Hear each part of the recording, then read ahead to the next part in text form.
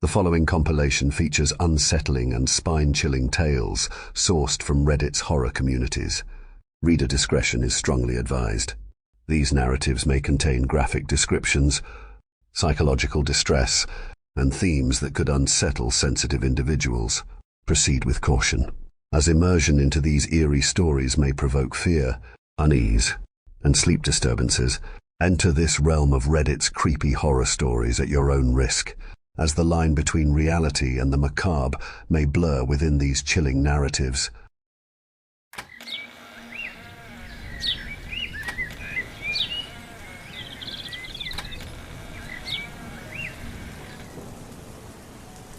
It had been raining for most of the day.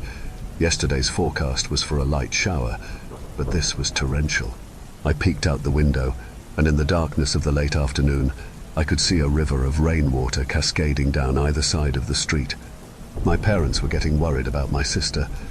Emily had spent the day at a friend's house and was supposed to be back an hour ago. Just as my dad was about to get in his car and go for a drive around the block to find her, the front door opened. Emily walked in, dressed in her yellow raincoat. Much to my parents' chagrin, she was holding onto the worn collar of an old, soaking wet dog. The thing was a mongrel, but I could make out the Alsatian in it, maybe some golden retriever. As I tried to work it out, I made a mental note to put dog breeder down on my list of career interests for school. My parents exchanged apprehensive glances as Emily smiled awkwardly and explained how she found him shivering in the rain on the side of the road. There was something about its eyes, she said, that made her instantly feel sorry for the poor guy. My dad knelt by the dog and had a look at its collar. It was battered, its red color fading, and it had no name, phone number or address written on it. My father stood up with a sigh and told Emily that he'd bring the mutt to the vet on Thursday to see if it had been chipped, and for the 5 days until then, looking after it would be her responsibility. Emily beamed at my dad and took the dog into the kitchen to towel it down. Later on that evening, she brought it back into the living room and informed us that his name was Buster.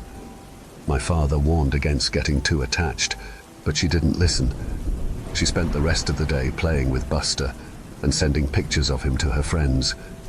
That night, Buster slept on a makeshift bed of old blankets and cardboard in the kitchen. My parents prayed that he wouldn't make a mess of the place at night. Emily hugged Buster and gave him another treat before rushing off to her room. In the morning, all was well. It looked like Buster hadn't moved an inch.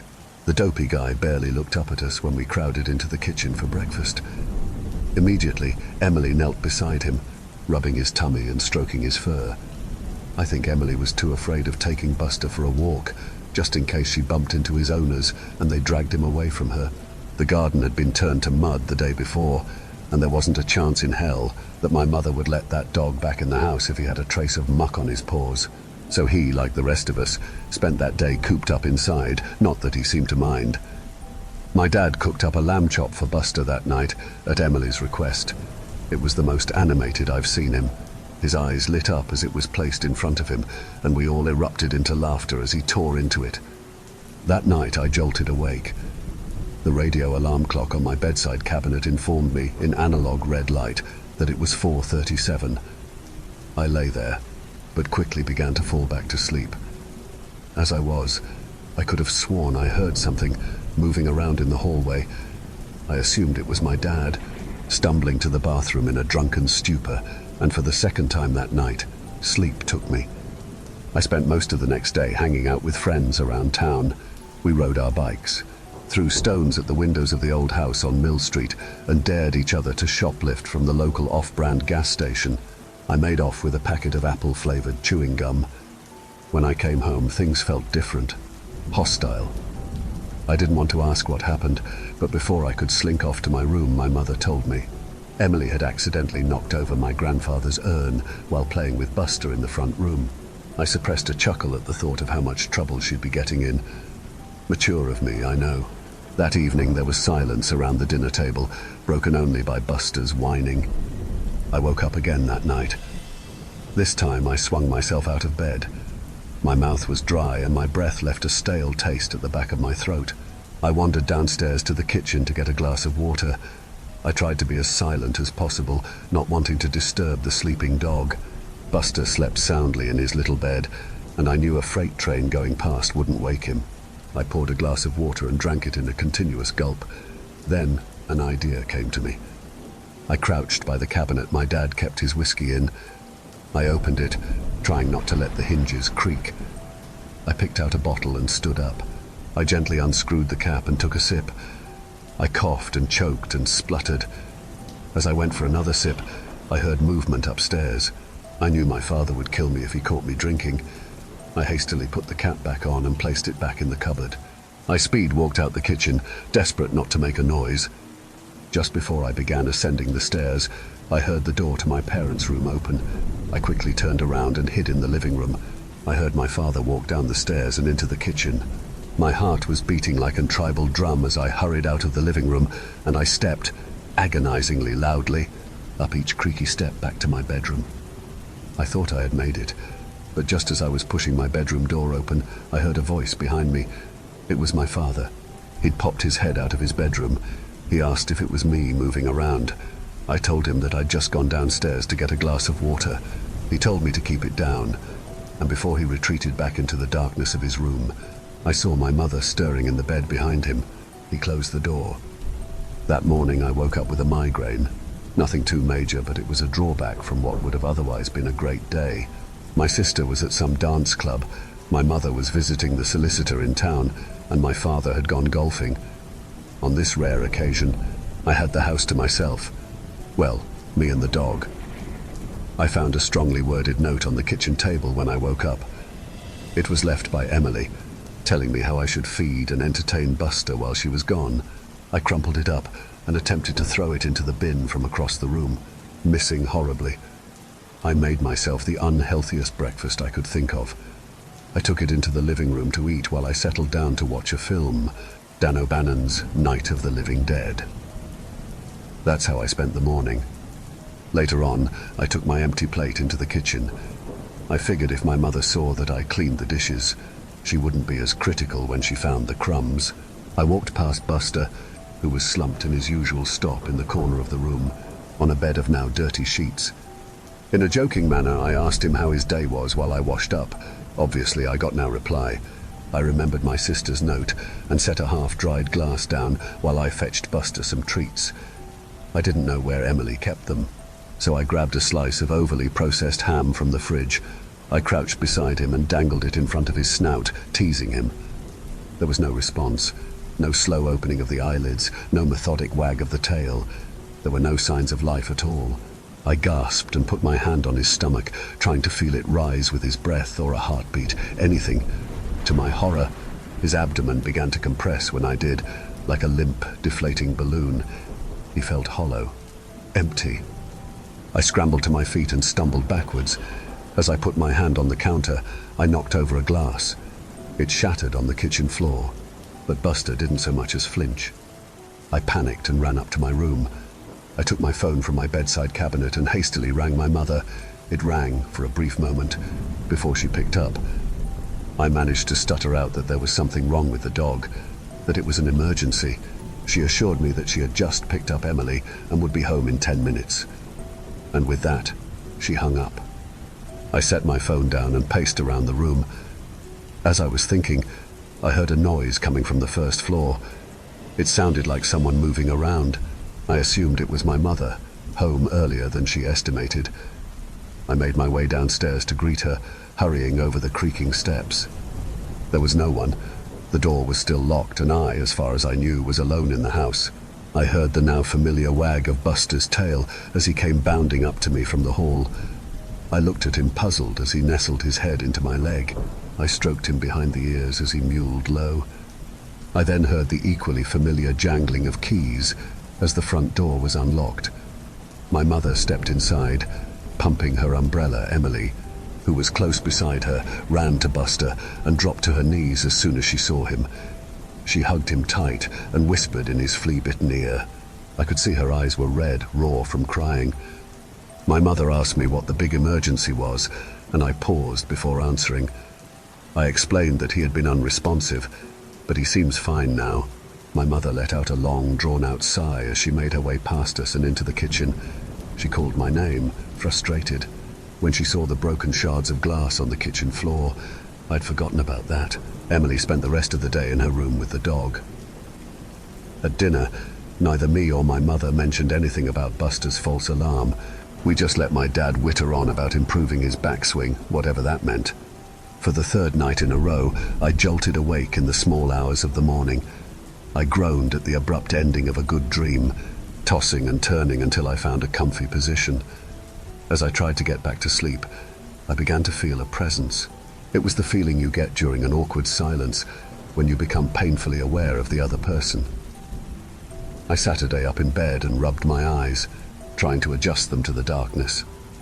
There was someone in the corner of my room. I was certain of it. I could make out the vague shadow-covered silhouette standing just beyond the foot of my bed. I was almost paralyzed with fear, but my right hand managed to creep over to my bedside cabinet. I fumbled as I felt for the familiar switch of the lamp. Just before I turned it on, the figure in my room bolted. I recoiled in shock as I realized my half-asleep mind had been right. Someone had been standing there watching. As the moon emerged from a bank of clouds, my room was briefly lit with a dull glow. In that half-light, I saw the outline of a tall man slink out of my room and into the darkness of the hall. I didn't realize I was screaming until my father burst into my room moments later. He switched the lights on, which burned my eyes. He held me and asked what was wrong. With snot and tears dripping down my face, I managed to stutter out that there had been someone in my room. At this, my dad turned and ran back into his room. His caring embrace was quickly replaced with my mother's. He emerged with a baseball bat in his hands, gasping it so hard his knuckles were white. My mother went to check on Emily. She made me come with her, not waiting to let her children out of her sight. Me barged into Emily's room. She was already awake, sitting upright in bed. My mother fired a barrage of questions at her. Dazed, Emily told us that she hadn't seen anything. My father came into the room 10 minutes later. He informed us that he did a sweep of the house and found nothing. No signs of a break-in, no mysterious intruder. He brought me back to my room. Once I was in bed, he Saturday by my side and explained to me that I probably just had a bad dream. He said there was nothing to be afraid of and joked that if someone did break into the house, they'd soon be scared off by Buster, the world's greatest guard dog. Eventually, I mustered the courage to fall back asleep. The next morning, everyone in the family was noticeably tired, even the dog. We greeted each other with yawns and joked about the previous night's events. I didn't know that this was the start of the last truly happy day of my life. My parents went out shopping. Emily took Buster for his first proper walk, and I spent most of the day gaming. It was a normal day. I've had dozens just like it. We had chicken breasts and bland steamed vegetables for dinner. Wednesday was family night. So after dinner we came together in the living room to play a board game. Tonight, it was Cluedo. Buster was curled up at Emily's feet. My father thought then was a good time to remind her that tomorrow he was bringing the dog to the vet and would hopefully reunite him with his real owners. At this, Emily screamed that she was his real owner. She stormed out of the room, Buster following close behind. As soon as she slammed the door behind her, my dad signed. He said he knew my sister would get too attached to that dog.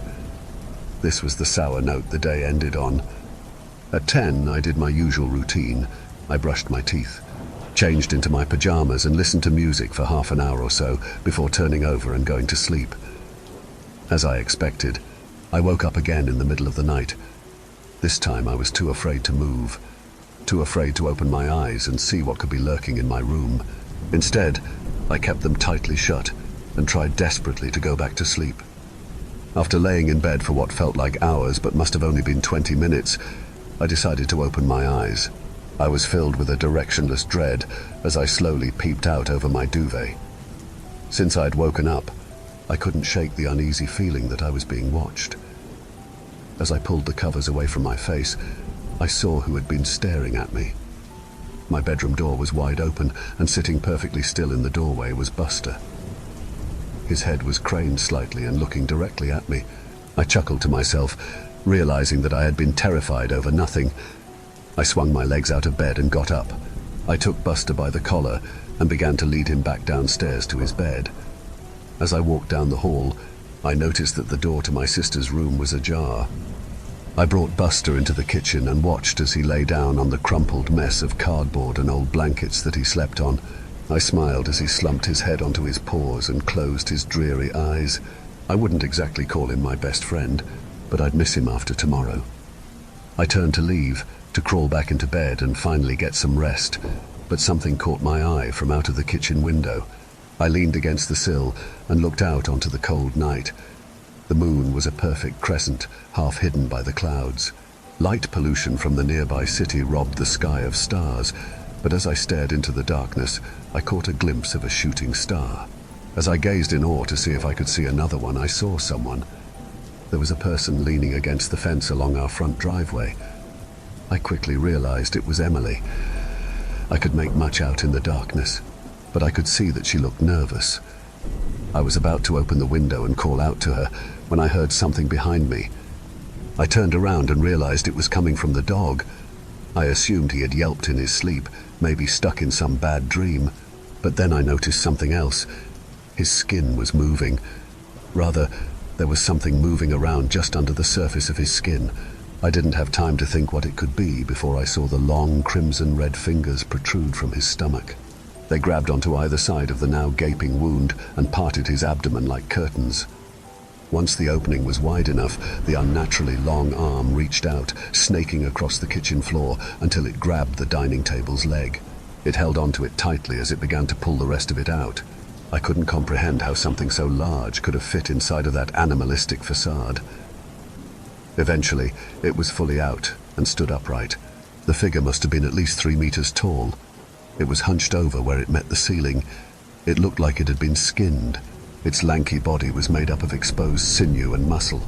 The thing's eyes were milk white and bulging out of its vaguely dog-shaped head. It was grotesque. With a streak of urine running down my leg, I turned around and ran as fast as I could upstairs. I burst into my parents' bedroom and stood in front of their bed, screaming and wailing about some monster.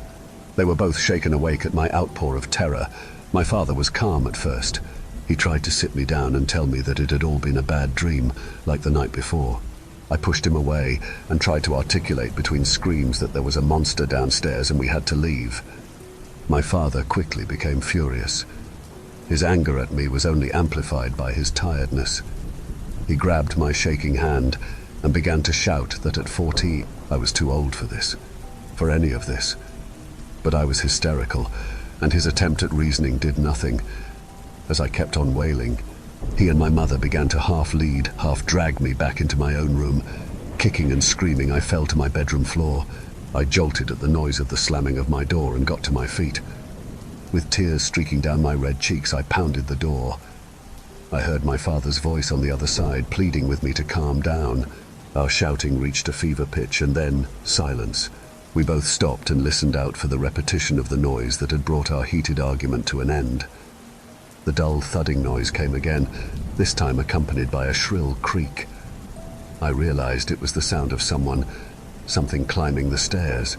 I took a tentative step back as the noise drew closer and closer. In a weak voice, I heard my father stutter, What are you?" I knew what he had seen. I've spent the last 11 years blocking out the memory of what came next. There was screaming and pleading, the sound of flesh ripping and bone shattering. I sat motionless on the carpet of my bedroom floor as viscose blood began seeping in from under the door. The sounds or carnage stopped, and I held my breath as there was perfect silence once again. This silence was broken by the sound of my door slowly creaking open. I was petrified with fear. I could do anything. Couldn't move, couldn't scream, couldn't breathe. The thing opened my door a crack before stopping. The slowly thudding noise returned as it walked away from the scene until I couldn't hear anything more. I stayed welded to the spot for a minute or two before grief hit me like a bus. I began crying until my eyes were raw. I stood up and took my phone from my bedside cabinet. I dialed 911 and desperately tried to explain what had happened. I glanced out of my window and my jaw went slack. Walking down the middle of our street was the creature, caked in blood the same shade as its taut skin. Holding its hand and walking next to it was Emily. She stared up at it with affection. The two were illuminated by the streetlights, and I saw that the creature was holding the fur suit that had once been Buster in the talons of its other hand. I watched as they walked down the street, across the sidewalk and into the forest that surrounded my neighborhood. That was the last time I saw my sister. Within the hour, the police came. They cordoned off the area and took me in. I spent the next few years in foster care. The official statement they had given was that it was a kidnapping gone wrong. Only I, and the officers and coroner who saw my parents' remains, knew that it was something much more sinister. That was 11 years ago. Tonight, I finish writing this before I begin a journey that I should have undertaken a long, long time ago. Emily is still out there somewhere, and I'm going to find her.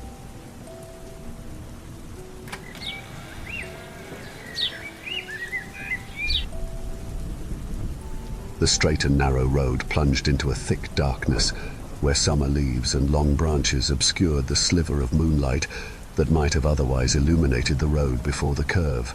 Bright halogen lights reflected off rust-covered guardrails as a gentle breeze swayed the green canopy above. It would have been almost relaxing if I had known my location, but the road's narrowness and the surrounding woods kept me on alert. Occasionally, a deer would peek out from the woods beside the road, validating my alertness. I was navigating what felt like a maze of deep southern greenery. Each mile reminded me of my regret for trusting Google's fuel-efficient route, but it was too late to turn back. The yellow lines on the cracked asphalt stretched further into the lush, overarching branches. I hadn't seen another car for miles and was confined to the same songs I'd downloaded on Spotify specifically for such occasions. Another sign, with brown rusted stains overtaking the little yellow that remained, indicated a curve was approaching. I lifted my foot from the gas pedal, gently leaning into the turn. The only source of light came from my headlights as my car seemed enveloped by the surrounding woods. My eyes caught a shadow dancing on the road below, a large figure scurrying, followed by a smaller one. At first I thought it was a fawn and her baby, but they stood on two legs, hurriedly running onto the road. Then I saw it. The larger figure with dark hair quickly grabbed the smaller figure, clenching it tightly. I was coming too quickly to stop as I pressed my foot on the brake. The squeal of rubber and cracked asphalt screamed all around me. I was about to hit a woman and child. I was getting close enough to see the terror in their eyes. All three of us were locked in a sense of oncoming dread. I had to act fast. I grabbed the wheel and jerked it as hard as I could to the right. The sound of sticks, stones, and whatever else lay on the ground next to the road beat against the bottom of my car. It was the slowest and fastest event of my life as I felt my body lift from the seat, battling the seatbelt. I watched my phone hop from the cup holder, smashing into the cracking windshield, and felt the pressure hit my chest like a punch to my heart. The airbag pushed into my body, sending my back colliding with the car seat. I felt all the air pushed out of my lungs as if I had been hit in the stomach. The front of my car went forward, the metal crunching into what seemed like a creek bed. It was such a small body of water, but I felt as if I were under it as I heard a female wailing into the night. Then a voice cried out, "We have to get out of here." My sight was blurry, but I could distinctly see her dark brown hair plastered to her soft-featured face. Her light grey tank top and sweats were covered in dirt and dead leaves. Her eyes were wide and frantic as she approached, a small figure being tugged by their arm closely behind her. A small boy, dressed in X-Men pajamas, was also covered in dirt and leaves, just like the woman. She finally reached the car and began tugging on the door handle, as if the vehicle weren't sitting nose first in a small creek bed. She kept crying out, "We have to get out of here. We have to get out of here now." The child rubbed his eyes, not sharing the same manic energy. The woman looked at me, her bloodshot brown eyes staring directly at me. I replied, "What the hell were you doing in the middle of the road? You almost got killed and almost killed me." "We have to get out of here. The house has become a nightmare," she screamed, even more manic than before. It took some effort, but I was finally able to push open the door. I stepped out with wobbly legs and a dull pain in my lower back. "How are we going to get out of here?" I answered, trying to shake off the adrenaline, the aches, and the surreal feeling that I had just wrecked a car. "Look at the car. We aren't going anywhere." "Your phone, you have to have a phone." I reached into my pocket and felt nothing. Then I remembered seeing it fly away as if it had bounced off a trampoline. I darted quickly back to the totaled car and began searching frantically for it. It had to be in here somewhere. I shuffled through the wreckage in the darkness as I heard the woman hovering nearby, mumbling incoherently. "Where the hell is it?" I asked aloud as I continued to search. I moved over to the passenger side, which had also apparently deployed the airbag, as I'd not noticed from everything else that had happened. I felt around the floorboard until I found something with a familiar shape. I sighed with relief, but only momentarily. As I looked at the cracked screen, I desperately tried to swipe or press any available button. The screen flickered and buzzed, but wouldn't let me do anything. "Did you find it?" the woman asked excitedly.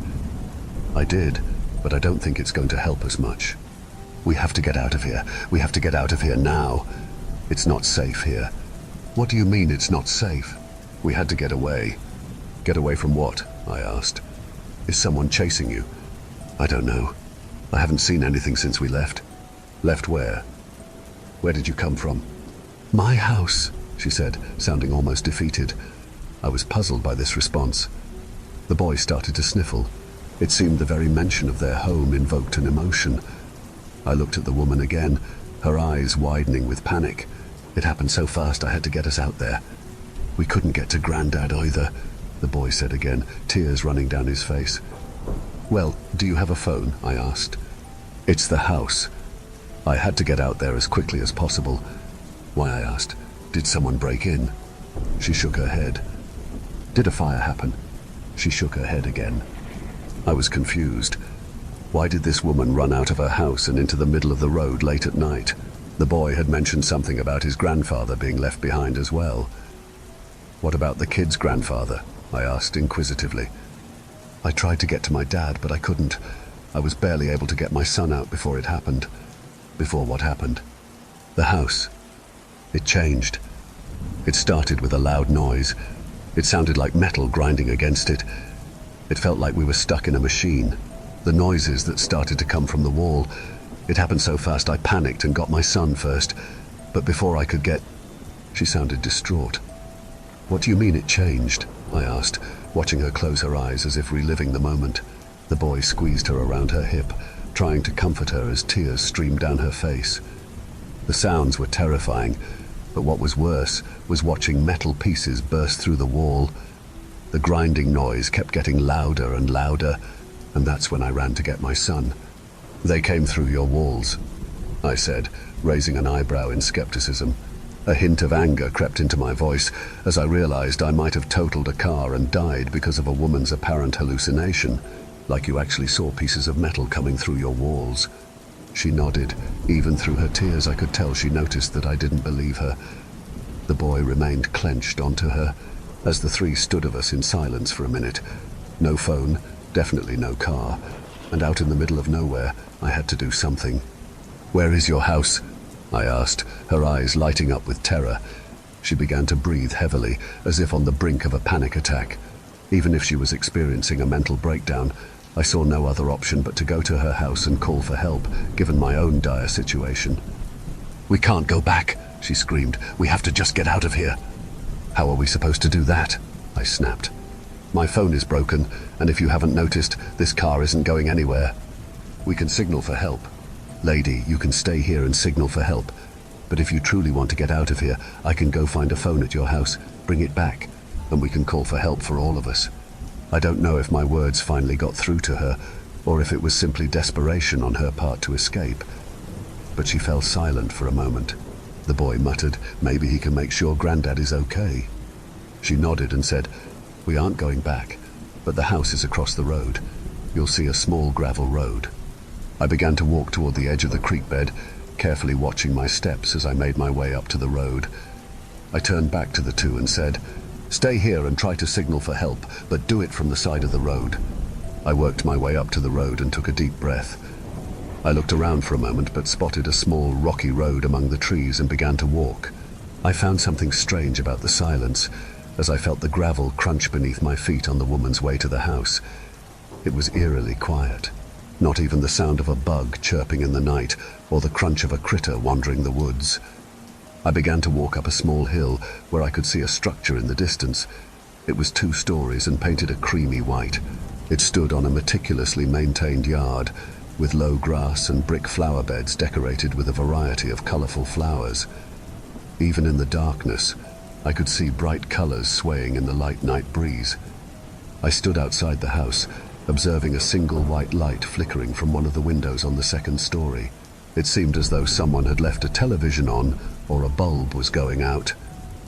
I walked onto the porch, the creak of the floorboards beneath my weight howling into the silent night as I approached the front door. A light thud came from it as I neared, as if someone were knocking from the other side. "Hello, I've been in an accident," I said. "Are you the granddad?" Another thud echoed from the other side of the door.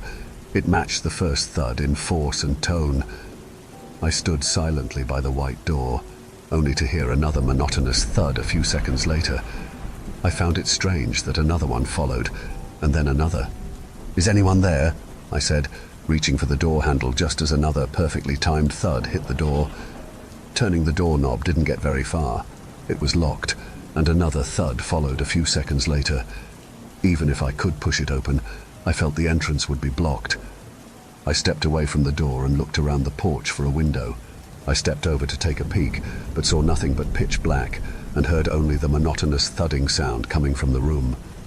I wasn't going to get very far with this entrance. I began to circle the house, looking for any other doors. As I made my way to the back, I saw a small door that seemed to lead to a cellar and a back door. The cellar door was wide open, and I wondered if that was how the mother and child had exited the house before running to the road. It sat there open, the door resting on a bed of green grass. I walked to the back door first, though. I felt it was the right move, considering I was essentially walking into a stranger's house and didn't want to be treated like an intruder. The stairs leading down were made of concrete and didn't creak like the front porch, but they produced a similar thud at the door. Each thud was perfectly timed, following another within seconds.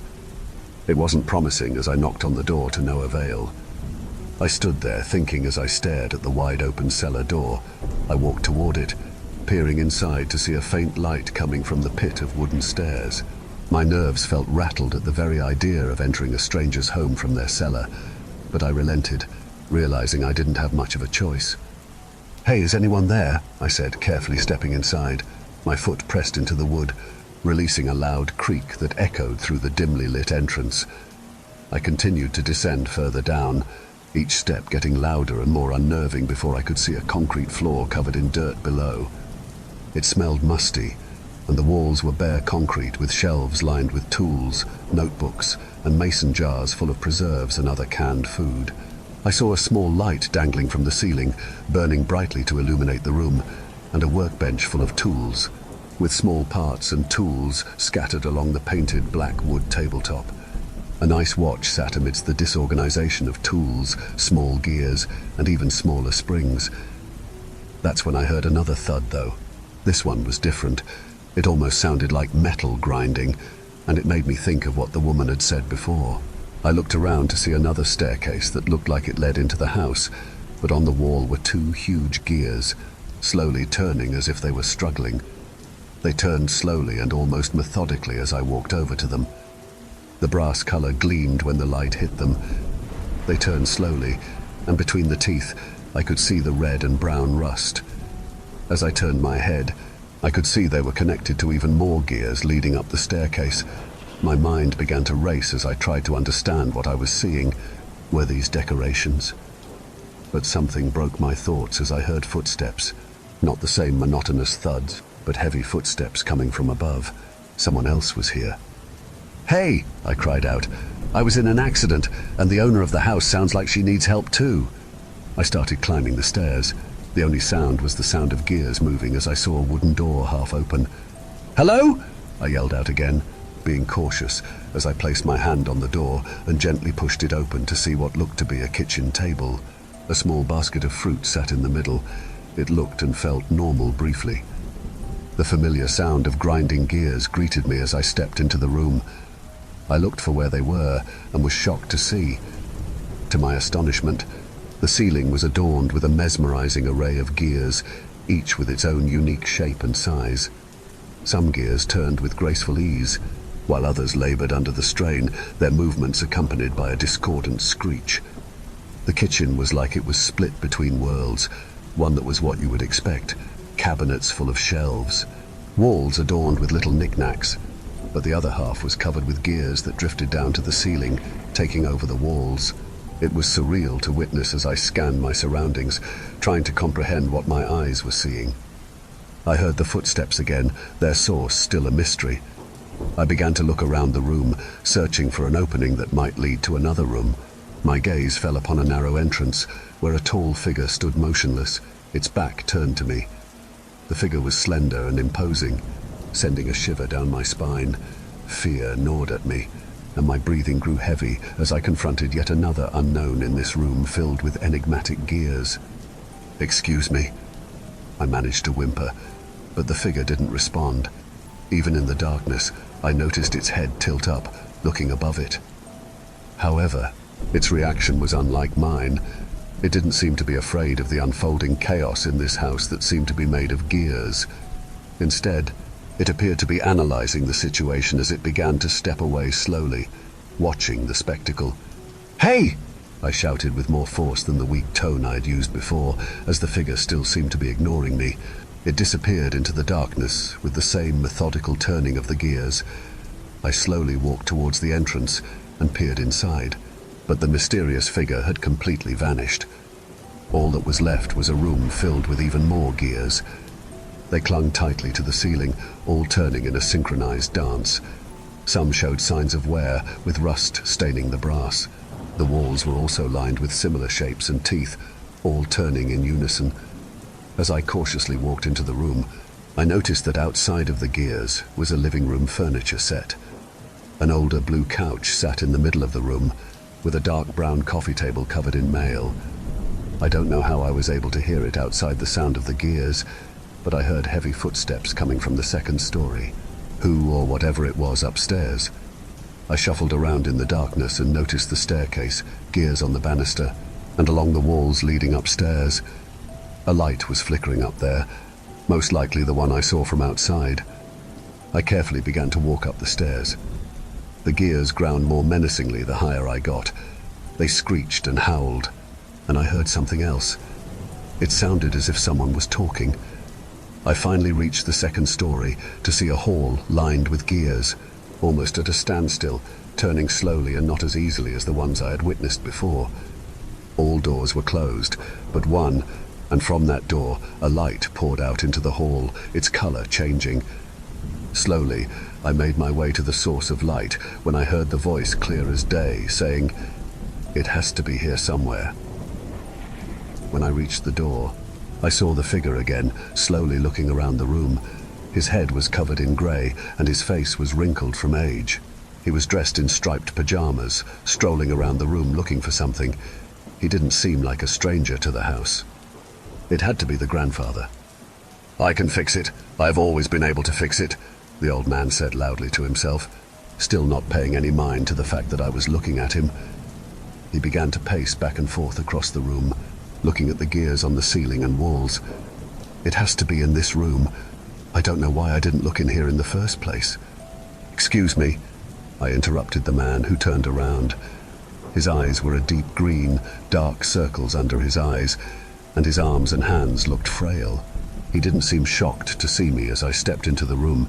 The source of light revealed to be a television playing infomercials on mute, sitting across from a small brown leather recliner. "Did you find it?" he asked curiously. "Find what? What's making all this ruckus? It has to be in this room. I just need to use a phone. Can you tell me where it is?" I asked as he stopped for a moment, looking at a spot on the wall where the gears were barely turning and making a rattling noise. "Can you please help me?" "I can't, not until I fix it. I'm going to prove them all wrong and show that I still got it." "Please, there is a mother and her son scared out of their mind outside, and I was just in a wreck," I shouted as he moved to the wall, observing more intently, studying each motion of the teeth of the gears and how they moved. "Jen and Tommy will understand." "They will understand what?" "That I am still here!" He shouted at me angrily without taking his eyes off the wall full of gears. I moved closer to him to try to see what he was looking at. "The doctors said my mind is gone, but I'm still here, damn it." "I don't understand," I said confusedly, but the man's focus didn't leave the wall. It was like he was transfixed, undeterred by my situation. The gears he was looking at were the most worn and rusted I had seen throughout the house. Each one struggled to make the slightest of motions. "Alzheimer's," he replied, frustrated. "That's what they said I have. They all think I just sit up here and watch TV all day. But here is my chance to fix the problem. I've always been able to fix it. I repaired watches for over 45 years. "What can I do to get you to help me?" I cried out angrily.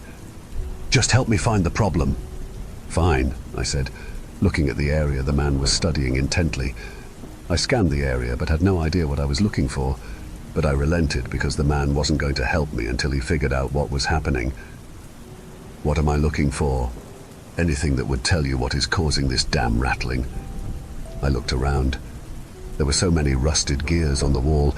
They were like the rest of the house in a variety of sizes, some with many teeth, while others had few. It was like trying to find a needle in a haystack when you didn't even know what a needle looked like. Then I noticed something, a louder rattle than the others in the middle of the wall. It was a gear, the most rusted one I had seen, and it was missing some of the teeth. It only had a few that would occasionally hit another rusted gear that seemed to be cracking in the center. I think I found it. "Where?" the old man asked as he came closer. I pointed at the gear, and his eyes lit up for a second before dimming. His demeanor went from determined to sullen. "That would be where it is." "Can you fix it?" I asked as I watched him back away from the wall and turn around, walking towards the center of the room in silence. He stood there for a minute as if he was deeply thinking of a solution, or at least trying to come up with one. After a moment, he sighed and looked at the recliner before taking a seat, his head pointed at the floor. I walked over to the man, his eyes still directed at the floor below him. I could see tears coming from his face, hitting the floor below. "Can you fix it?" I asked again with a hint of desperation in my voice. "No, I don't think I can. The gears are too damaged, and I don't have the right ones to replace them anymore," he said, shaking his head and sitting up straight in the recliner. "Then what are we going to do, old man?" I asked, my desperation turning into anger. "I need to get a phone, and you said if I helped you, you would help me." He didn't reply, though. His head moved towards the side of me, and he stared into oblivion. "Hey, I need you to tell me where the phone is," I shouted. But he didn't say anything. He was transfixed again, but I didn't know what. I turned to see what he was staring at, noticing an episode of MASH was now playing on television. The old man's gaze didn't leave the TV. I snapped my fingers in front of his face, and it seemed to break through the distraction for a moment. "You aren't my usual nurse," the old man said, his voice cracking and almost childish. "Where is Delia?" I didn't know what to say. Gone was the confident man who thought he could fix the problem before, and all that was here was a man who seemed confused. Something else was strange, too. The rattling was gone. The sound of gears turning throughout the house was absent. As I looked above and at the walls, I saw that the ceiling was a bare white, the walls another shade of cream, and pictures hanging on the walls of a woman and her child. "Today is Delia's day off, sir," I said calmly and gently. "Can you tell me where a phone is? I need to make a phone call." He nodded and said, "Jenny keeps her phone on her nightstand when she comes home. Where is her room, if you don't mind me asking?" "Next door over," he said, pointing at the hallway before becoming silent and staring at the television again. I walked out of the room, turning to the next room. It was quiet throughout the house now, as I pushed open the door to see a cell phone sitting on a small table next to a bed with the sheets on the floor from the panic of the man's daughter earlier. I grabbed the phone and turned back to the hallway, walking down the stairs back to the living room. I carefully walked through the house, looking around before I left, but it seemed just like a plain house. Nothing was out of place, nothing was uniquely special about it, but there was one big difference. The gears were gone.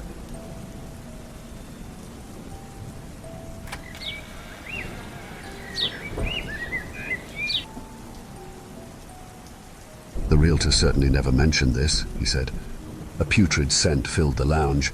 It hadn't been there when we viewed the property, but it certainly made itself known once Dad purchased the place. Isn't that always the way? I lack the vocabulary to accurately describe it. It smelt wretched, and that's generous.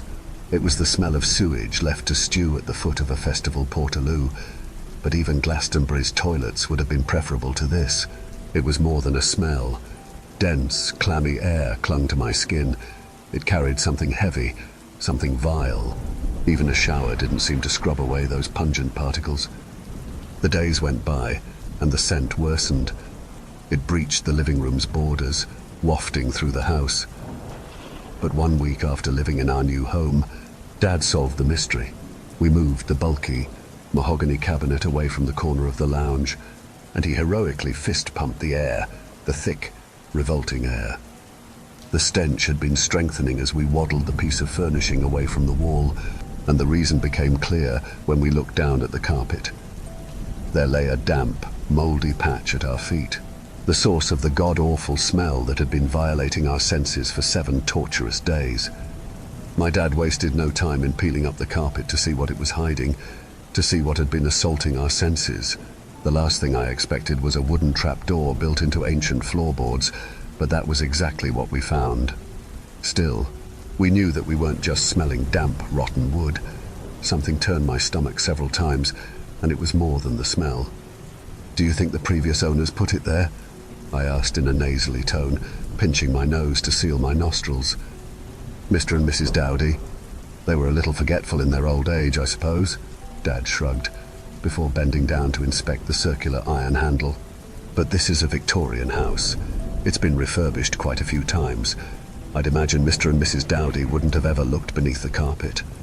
The two of them must have noticed this terrible smell during their 50 years here," I scoffed, almost choking on a laugh as I inhaled the rotten air. Dad smiled. "Maeve, did you never smell Mr. and Mrs. Dowdy? They hadn't showered in a long time. I think they were nose blind." I snorted. Joking aside, the smell must be a recent development. "It certainly wasn't like this when we looked around the property, was it?" my dad asked, curling his fingers around the handle. "I am intrigued to see what's down there, though." "Just don't fiddle with anything structural," I said, looking at the cabinet we'd shuffled to one side. "I'm fairly certain that piece of furniture might have been holding the ceiling up." The trapdoor did not creak, but screamed as it opened, a high-pitched shriek of relief at having been uncovered after heaven knows how many decades of neglect. I reflexively moved my hands to my ears, but quickly realized that the stench was worse than the deafening groan of the old iron hinges, and quickly moved one hand back to my nose. "Jesus wept," my dad spluttered, pulling out his phone. "At least put a peg over your nose," I said. "Who knows what you're inhaling?" He turned on the torch, cast it into the hole, then uttered a meek hum of curiosity. "Water," he said. I looked over the edge of the square-shaped opening. Below, there swam water so thick and revolting that it revealed only our disgusted reflections. However, for a moment, the opaque sludge bulged, as if something were threatening to break the tension of the surface. "Might be a burst sewer pipe," Dad suggested. "We should probably call someone who knows," I said. "Gary," he loudly replied, snapping his fingers. "He's a pal. He'll help. Right, I'll close this before we pass out." He heaved the weighty door over, removing the mysterious water from sight, but not smell. Strangely, however, I no longer cared about the awful aroma. In fact, I'd stopped pinching my nose. I was too busy contending with the painful shiver coursing through my body, too busy fearing whatever I'd seen below the water, or rather whatever I'd almost seen. The clotted waste had revealed nothing below its revolting surface. I spent the rest of the evening in the kitchen, even after dinner, when Dad tried to convince me to relax in the lounge with him. "Come on, May," he shouted. "It doesn't smell that bad in here. Well, it probably does, but I think my nerves have been obliterated at this point." I eventually summoned the courage to enter the living room. "I'm going to bed." "At 9:30?" Dad asked. "I've not seen you go to bed before midnight in years." I tried to ignore that damp patch of carpet, but the goose pimples on my nape were too present. I twisted, shooting an accusatory glare at the corner of the carpet, and my breathing steadied slightly. There was nothing on the carpet but that foul-smelling stain. "Gary's coming over first thing in the morning," Dad promised, noticing my haunted eyes. "He'll have a proper look under there, and he won't leave until he's found some sort of solution." I spent the next few hours lying in my unlit bedroom and doom-scrolling on Reddit, hoping that a healthy dose of brain rot might quell that persistent fear beneath the sludgy surface of my mind. Did I really see something in the water? I didn't know whether I wanted an answer to that question. When Dad came up to bed, the house fell silent, and my dread amplified. There was nobody to keep an eye on the lounge's carpet, and that was all I thought when the sound of rustling woke me at 5 in the morning, shortly before dawn. The sound of something shuffling against the carpet, not large, booming footsteps. It was the sound of something swimming through the carpet bristles on the upstairs landing. I would have chalked it up to my father sleepwalking, as he was prone to doing that, but there were no creaking floorboards. It was a horribly quiet noise. I didn't want to find the source, but I was terrified of it finding me. I shuffled out of bed on unwilling legs and tentatively opened the door. Then my lips followed suit as I uttered a meek sound of terror. A wet, slimy trail ran along the entire length of the landing. It stopped at the end of the hallway, curved, and returned to the stairs. Given the repellent smell, I knew it originated from that dreadful place below the carpet, below our home. With quaking limbs, I tiptoed around the wet streaks, not wanting my bare toes to touch the unknown substance, and when I reached the top of the landing, I stopped. I was halted by something in the lobby, illuminated by the street lamp glaring through the front door's glass pane. My eyes were drawn to the coat hooks along the wall, the dirty mat below them. There hung a long navy trench coat, which draped down, resting neatly on a pair of leather walking boots. I knew, even from the top of the stairs, that the outfit was damp. The scent of mold carried up the steps, and there was the telltale sign of that wet trail leading from the stairs to the mat, then from the mat to the living room, to its point of origin. The sludgy carpet streaks told a petrifying story, one confirmed by a sudden sound from the lounge, a wooden door clunking closed.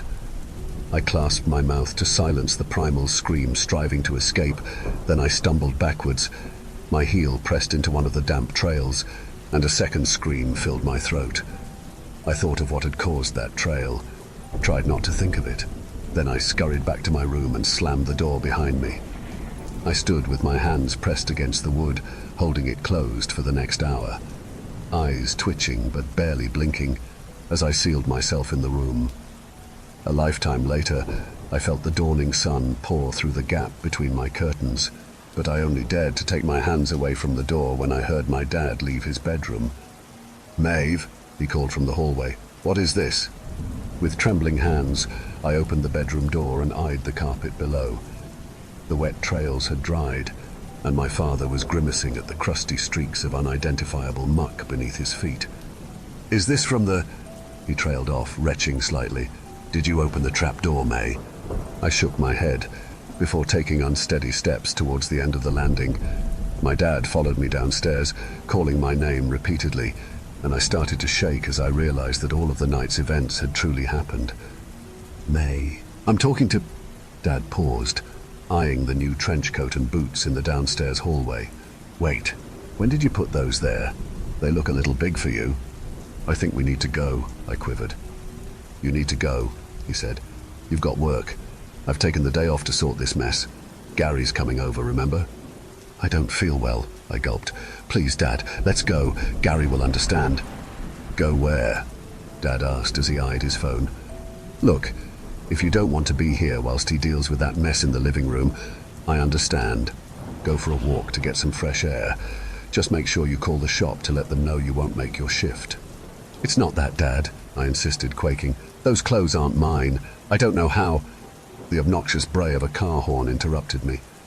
"Oh, that'll be Gary," he said, peeking through the window at the driveway. "As I said, May, if you fell unwell then—" "Are you listening to me, Dad?" I interrupted, practically yelling. "Those clothes aren't mine. They appeared last night along with the wet patches on the carpet. Something's wrong here. I heard something. Dad raised an eyebrow, eyeing me with concern. "Those aren't your clothes. I don't—" There came 3 knocks, and my father threw the door open to his middle-aged friend. The plumber showcased a belly optimistically covered by a small t-shirt, and a receding hairline optimistically covered by a disheveled comb-over. "Good to see you, Paul," Gary said, slapping my father on the back. And little Maeve, you've shot up over the past year. Blimey, back from uni. Just for the summer holidays, Dad said. She's been working at Oxfam. Oh, aye? The little shop down the road, he asked. Dad, I whispered, may I talk to you for a second? Gary chortled. Uh-oh, Paul, sounds serious. It'll be fine, May, Dad insisted, waving his hand at the coat and boots. You know I sleepwalk. I probably took Mum's advice in the middle of the night and, I don't know, decided to do a bit of spring cleaning. I don't remember buying half of the things I own. Gary grew somber. Oh, I'm sorry, mate.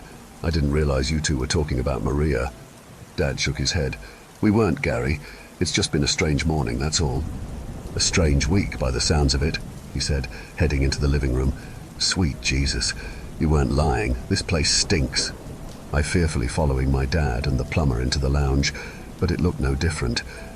I wanted to scream at my father not to lift up the trap door, and when Gary gasped, I imagined the worst. That's disgusting, the plumber gasped, placing a palm over his nose. Never in my 20 years of... Is that sewage? No, it smells worse than sewage. Is it a plumbing issue? My dad asked. The only way to find out would be for me to... Gary exhaled deeply. Go down there, and I'd rather not catch some horrendous disease. I'd like to calculate the size of this hole first. I need something to gauge the depth. You could use one of my old pool cues, Dad said. They're collecting dust in the downstairs cupboard. I could, Gary nodded, smiling. But would you be okay with that? You'd have to chuck it in the rubbish afterwards. Dad returned with a pool cue moments later and handed it to Gary.